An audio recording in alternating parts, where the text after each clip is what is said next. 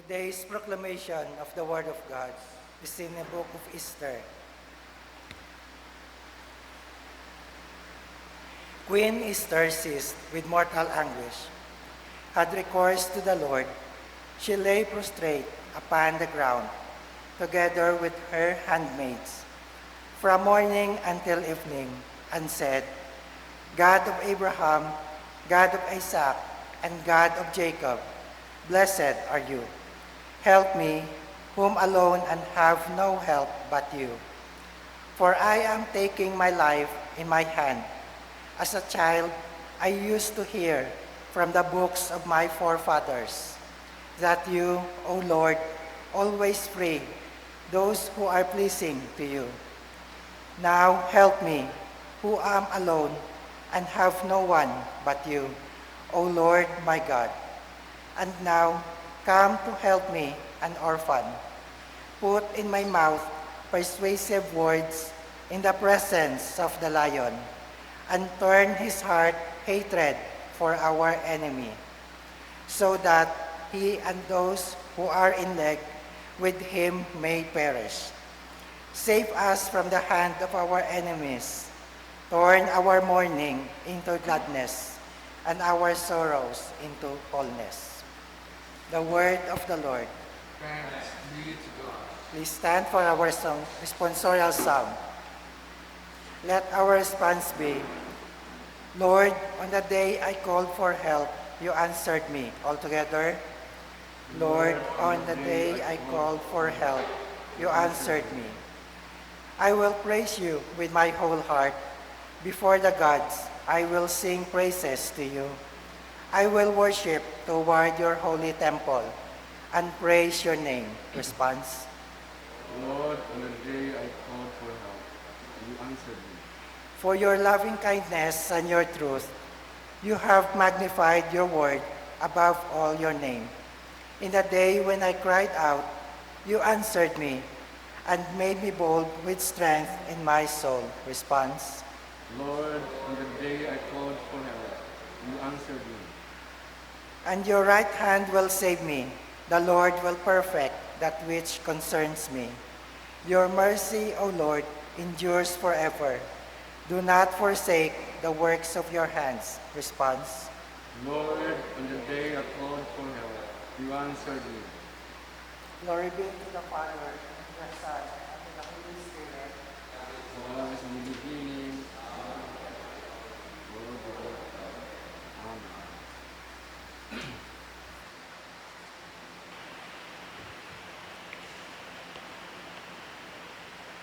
The Lord be with you. The Holy Gospel of Lord Jesus Christ according to St. Matthew chapter 7.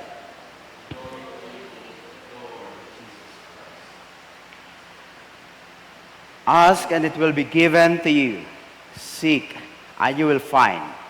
Knock and it will be opened to you. For everyone who asks receives, and he who seeks finds, and to him who knocks it will be opened.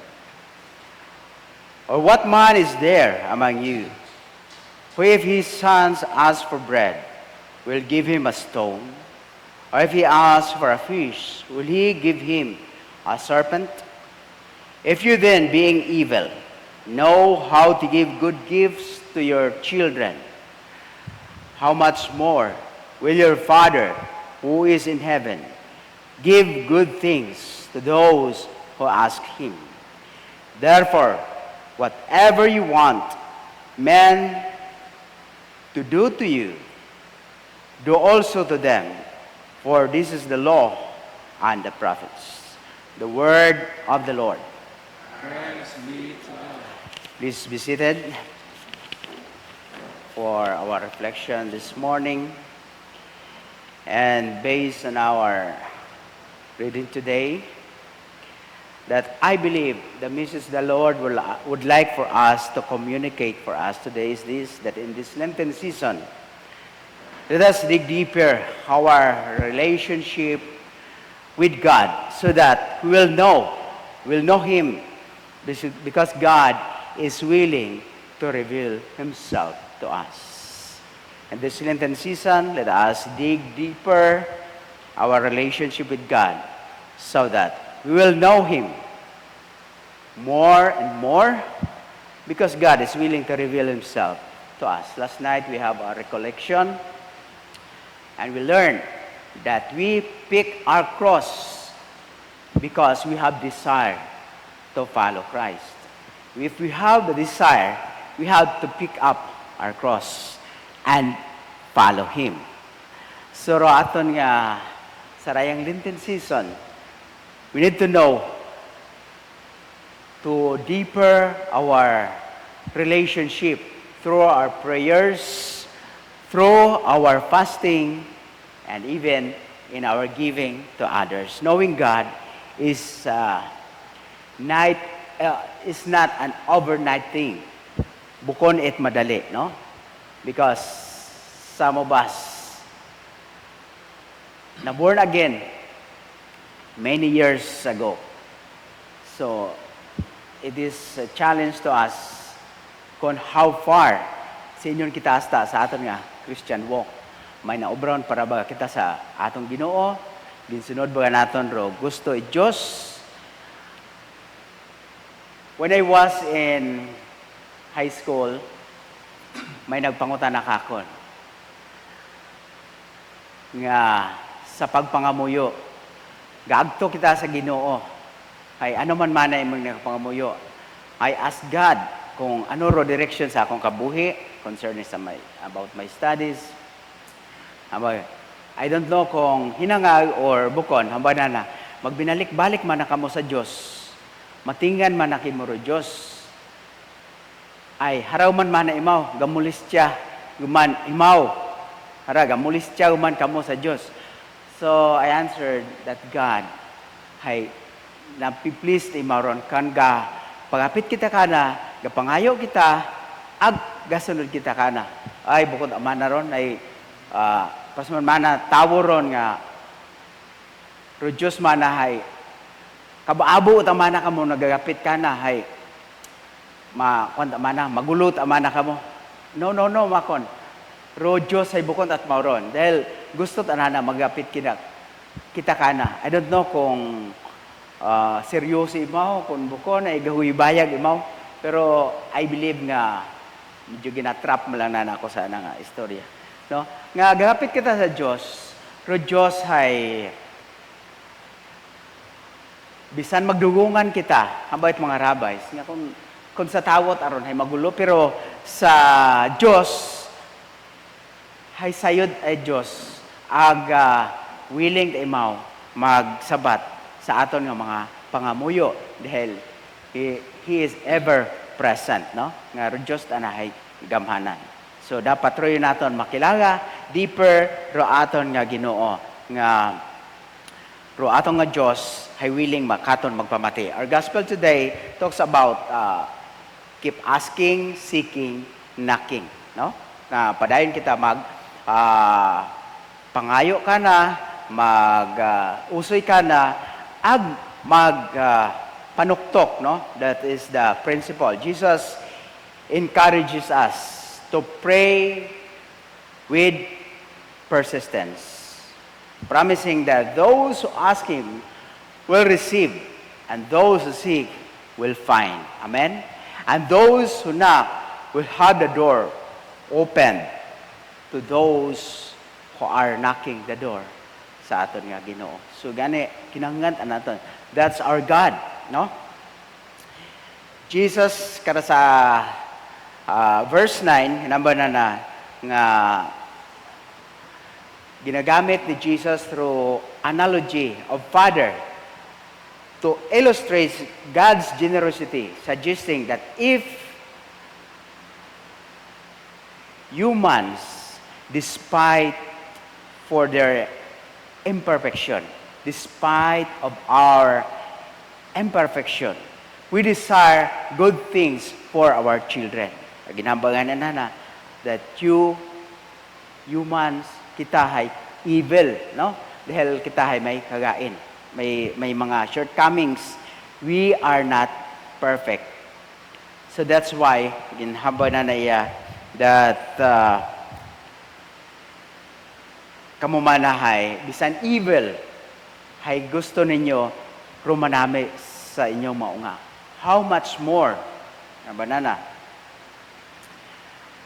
ro Ginoo nga nakasayod, itanan, He knows everything, He knew kung ano ro dapat katon, ag, most of all, palangga kita Diyos. Hay willing imaw nga magtao. No? Rin ra aton nga Ginoo. Agroy niya ni ro ginatawag nga hambal kada sa verse 12, ro golden rule. Oh, what is the golden rule? Jesus then introduces the golden rules stating so everyone to do to others what you would have them to do to you. Kung gusto naton nga obrahon sa iba,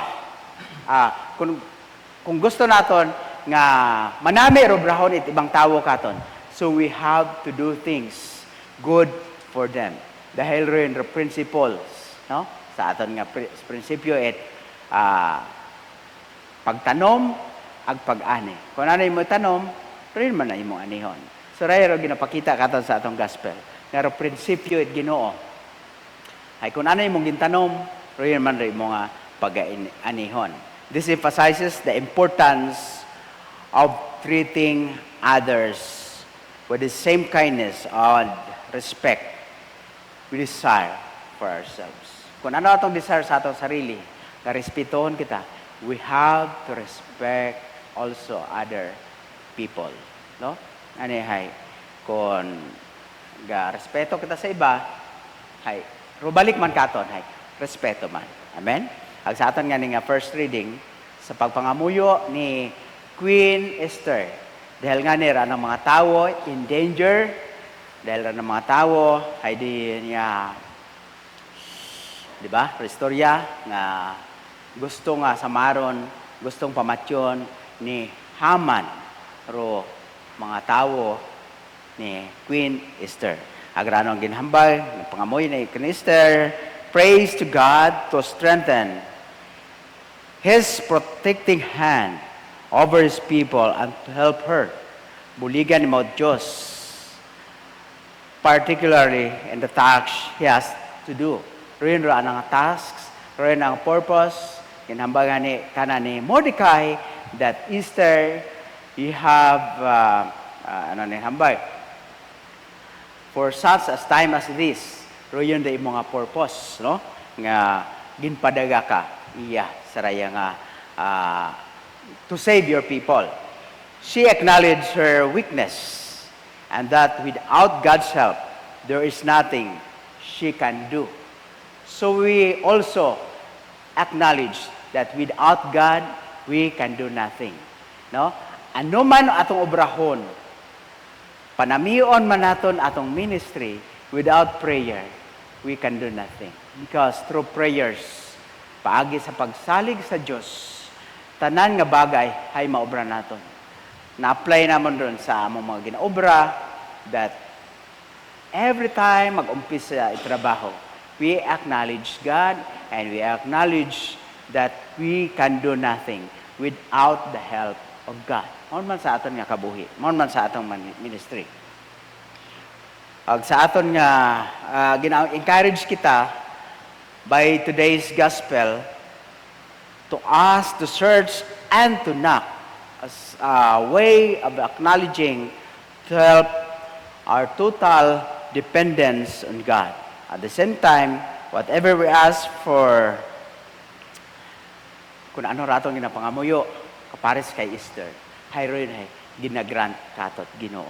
So nga ni, we need to pray, we need to fast, and also, we need God in our lives so that maging victorious kita sa atong pagpamanawon bilang mga